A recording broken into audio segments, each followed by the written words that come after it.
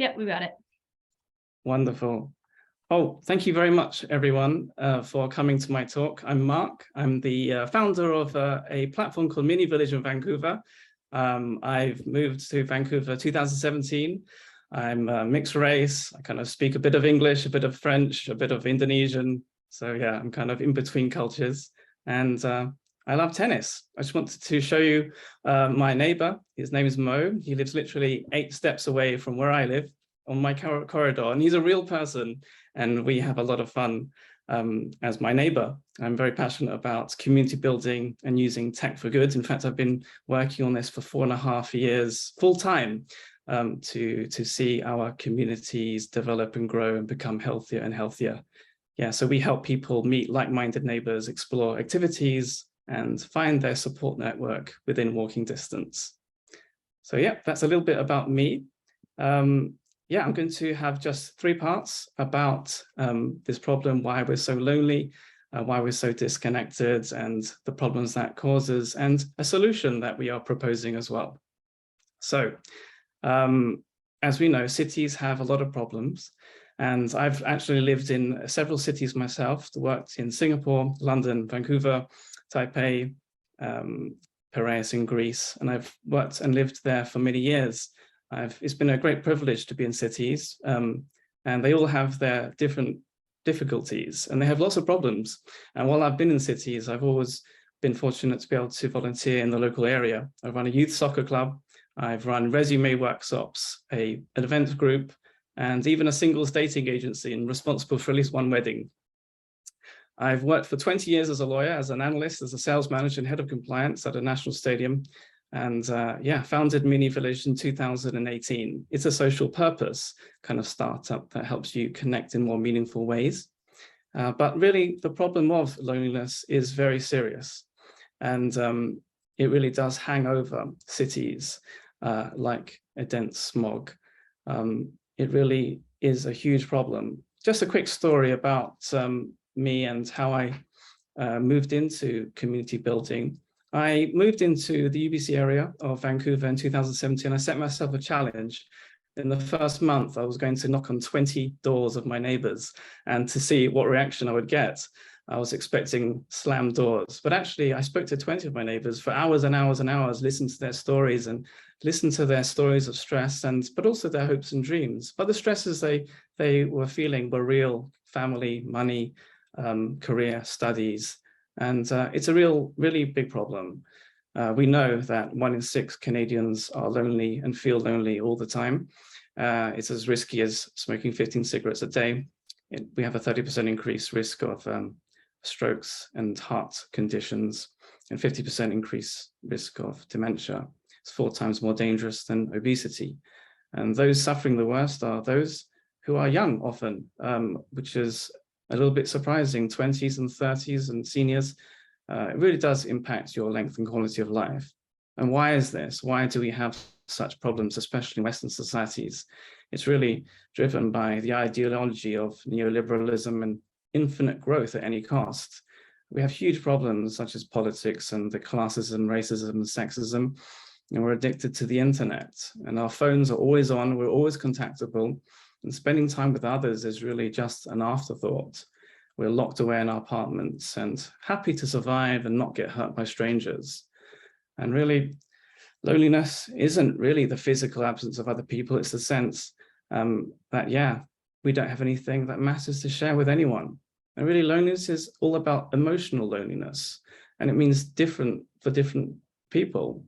You could feel inadequate, an imposter. You could feel unwelcomed, uninvited, unseen, mistreated by co-workers, ghosted by friends, or you might wear a mask to feel accepted, or you just might be a cautious person, and that's all of us.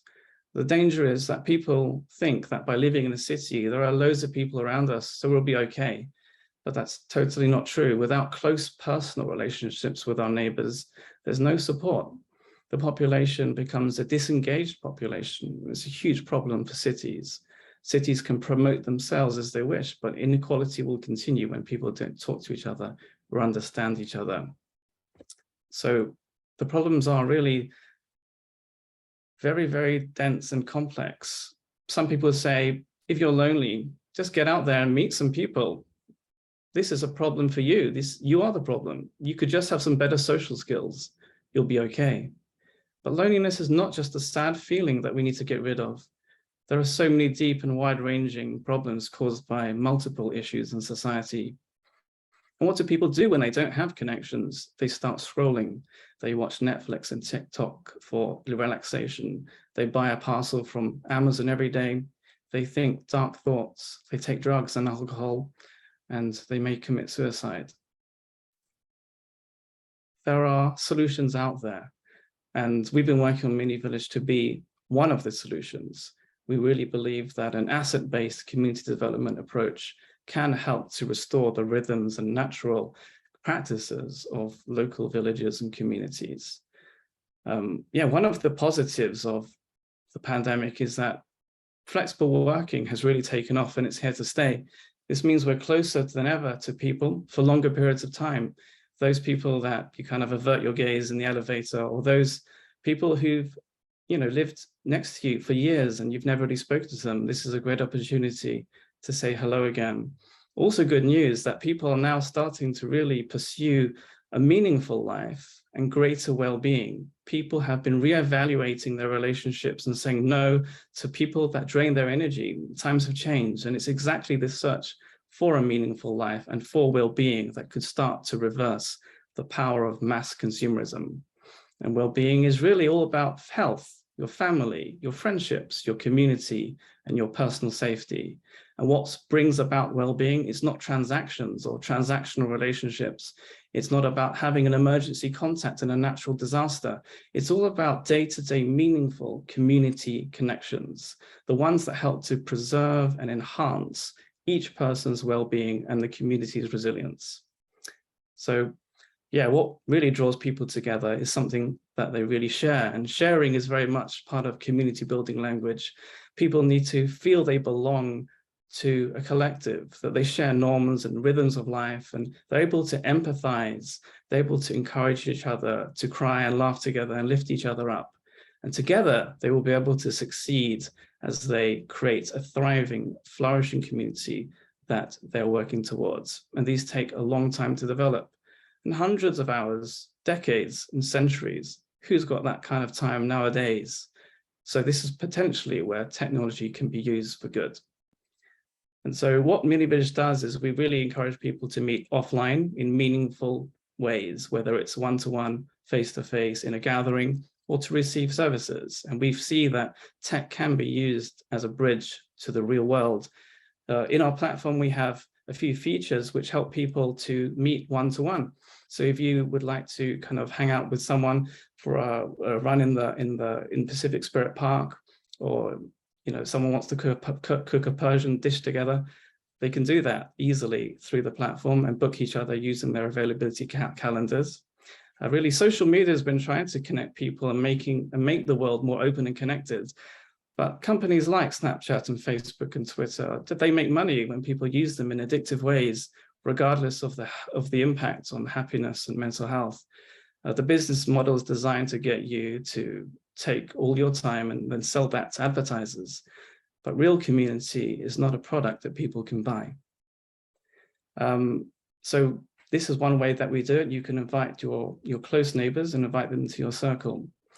Another way that is a problem about the consumer society is really individualism and that fear of strangers. And really in the platform, you're able to create your own. You can create a book club, a children's dance class. You could create a hiking group and many, many different types of things, anything that you like, and run them with your rules and with the community's rules as well. And so really, when you meet people in a network, amazing possibilities happen by that one conversation, by that one thought that you may have shared with someone else. And really, connectedness is where it begins. Unless you are connected, you cannot find those good quality relationships that build your support networks.